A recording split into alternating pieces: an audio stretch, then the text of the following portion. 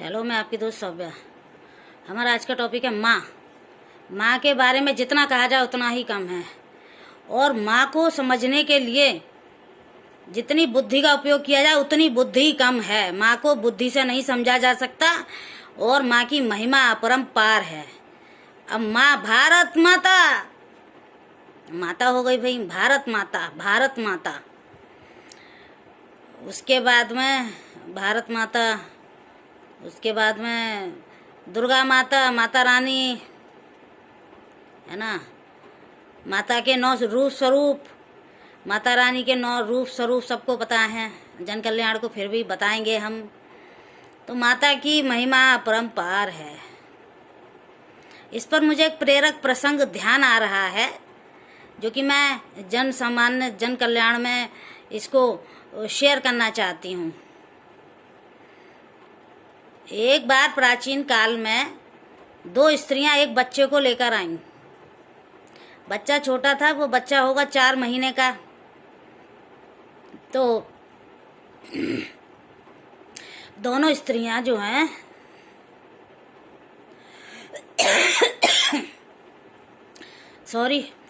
महल में ये कह रही थी, दरबार में राजा के सामने, प्रजा के सामने, कि ये बच्चा मेरा है, ये बच्चा मेरा है।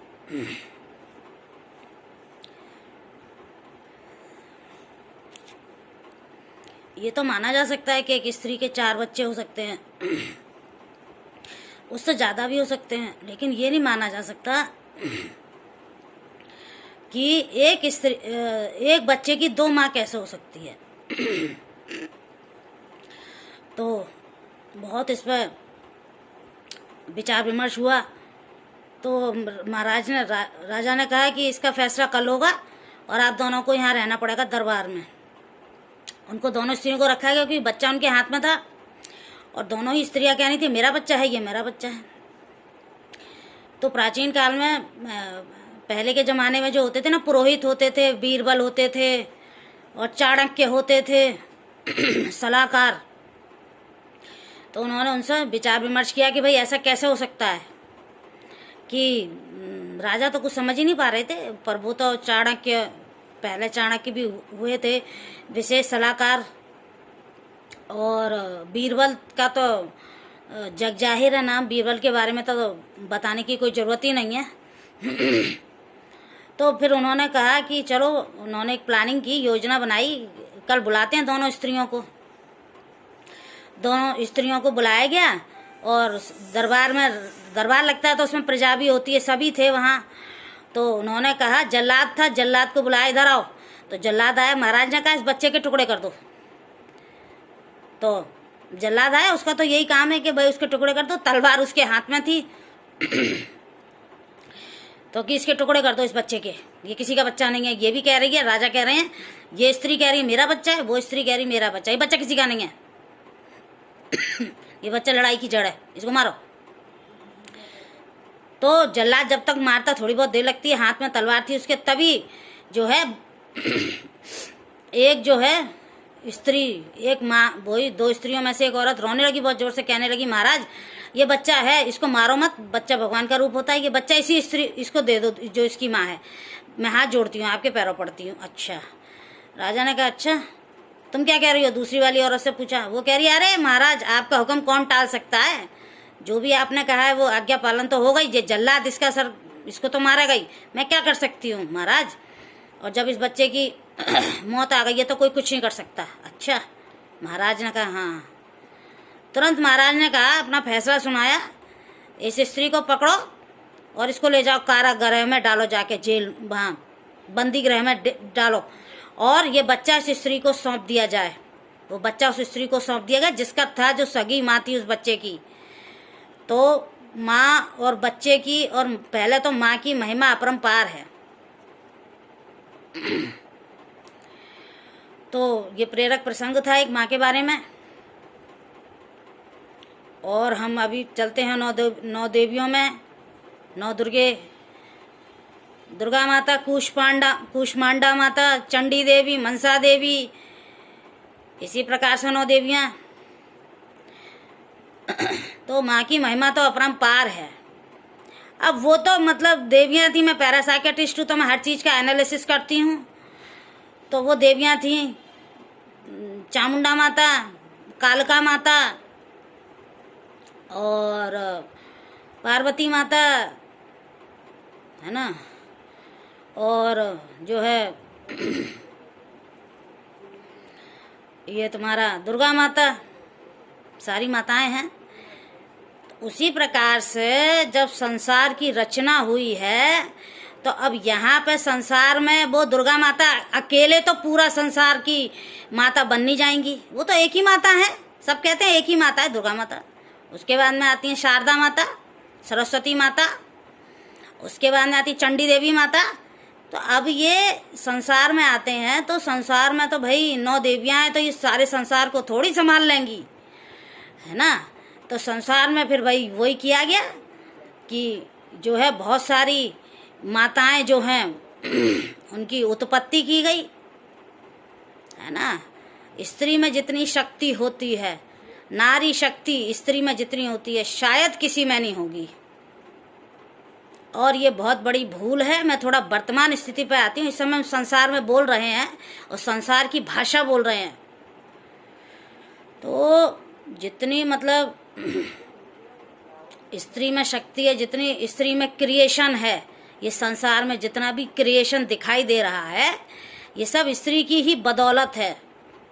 स्त्री अगर यहाँ से समाप्त हो गई किसी कारणवश तो ये संसार जो है ना ये शमशान है, शमशान। यहाँ क्या होगा? कुछ नहीं होगा। सोच के देखिए जरा, होगा तो तब तो ये होगा, लेकिन अभी इसको सोच के देखिए कि क्या होगा। अभी जो घर दिखाई देते हैं, जो बच्चे दिखाई देते हैं, जो माताएं बहनें हैं, संयुक्त परिवार हैं, दादी नानी चाची, गांव में तो बहुत संयुक्त परिवार हैं, शहरों में तो ये नहीं है क्योंकि शहर थोड़ा अलग हो गए हैं और बहुत से लोग प्रदेश में रहते हैं, विदेशों में रहते हैं, तो वहाँ तो फिर और भी ज़्यादा स्थिति अकेलेपन की हो जाती है, गंभीर हो जाती है। वर्तमान स्थिति है तो वो माताएं बनाई गई, माताओं के बच्चे बनाए गए, और जैसे जैसे सभ्यता संस्कृति का विस्तार हुआ वैसे वैसे माताओं का रूप भी बदलता चला गया। क्या करें माताएं, उनकी जब जिम्मेदारियां बढ़ गई तो वो क्या करें। अब हम दादी नानी के ज़माने में जाते हैं, वहाँ क्या होता था भैया, आदमी बाहर कमाते थे, खेतों पे जाते थे, सामान लाते थे, औरतें घर में चूल्हे पे बैठ के बनाती थी और खाती थी।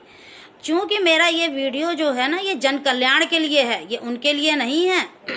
सेलिब्रिटी, मैं ये किसी की यहाँ बुराई नहीं कर रही हूँ, ये मैं एक हकीकत बयां कर रही हूँ कि सेलिब्रिटी हैं, अरे 80 करोड़ का मकान उनका दिखाया जा रहा है, फलाना ढिमाका, उनकी गाड़ी, अरे ये सब चीज़ें तो इंसान वैसे ही देख लेता है। ये तो आजकल सीरियल्स चल रहे हैं, उनमें देख लो, ये बहुत सी चीज़ें हैं। मैं अगर आप लोगों को ये बता दूं कि मैंने पिछले 5 सालों से टीवी समाचार ये सब नहीं देखे तो आप लोगों को बड़ा आश्चर्य होगा। अरे आज के ज़माने में कोई ऐसे कैसे रह सकता है? भाई रह सकता है क्योंकि हम तो भाई पूजा ध्यान करते हैं, साधना जप तप करते हैं, है ना। और दूसरी बात यह है कि जब किसी काम में लगे होते हैं ना तो फिर उसमें फिर संसार कहाँ कुछ आता है कि नहीं। और दूसरी बात ये भी हो जाती है कि कुछ शारीरिक समस्याएं हो जाती हैं, है ना। तो हमारे पिछले 5 वर्ष तो हॉस्पिटल में गुजरे हैं। मैं थोड़ा जानकारी के लिए बता रही हूँ, हॉस्पिटल में गुजरे हैं। आप कैसे गुजरे हैं वो भी थोड़ा सा बता दें, क्योंकि सबको बहुत क्यूरियोसिटी होगी, जिज्ञासा होगी जन सामान्य को कि भाई ऐसा कैसा हो गया कि 5 साल अस्पताल में गुजारे हैं। अब वो 5 साल अस्पताल में ऐसे गुजारे कि बीपी हाई हो गए, इमरजेंसी में भर्ती रहे 6 महीने, अपने आप ही हो गया सब कुछ। उसके बाद में डायबिटीज़ ने घेर लिया तो परेशान हो गए। उसके बाद में हमारे आँखों में वो हो गया कैटरेक्ट, उसके दोनों आँखों के हमारे ऑपरेशन हुए हैं, लेंस पड़े हुए हैं, दिखाई तक नहीं देता। वैसे थोड़ा बहुत तो दिखता है, ऐसे थोड़ी में दिखता नहीं है।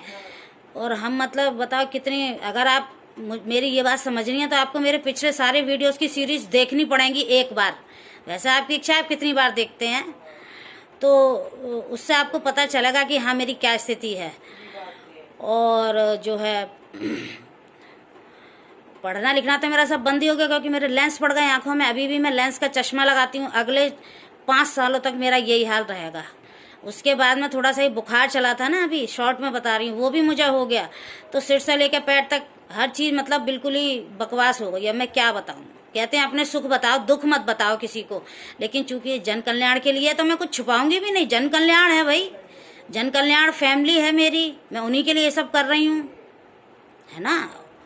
और उसके बाद में फिर बुखार आ गया। फिर उसके बाद सारी चीज़ें डैमेज हो जाती हैं बुखार में, पाचन शक्ति भी बेकार हो जाती है, सब कुछ है। तो कुछ ना कुछ लगा ही रहता है मुझे। कभी वॉमिटिंग हो गई, कभी पेट की खराबी हो गई, कुछ ना कुछ। अभी भी सही नहीं हूँ मैं। आज मैंने दवाई नहीं खाई है तो मुझे बोलने में, अभी आपने देखा खांसी सी आ रही थी, कितनी दिक्कत हो रही है मुझे, क्योंकि वही डायबिटीज़ है, ये है वो है। दवाइयाँ नहीं लूँगी मैं सोचती हूँ कभी दवाई ना लूँ।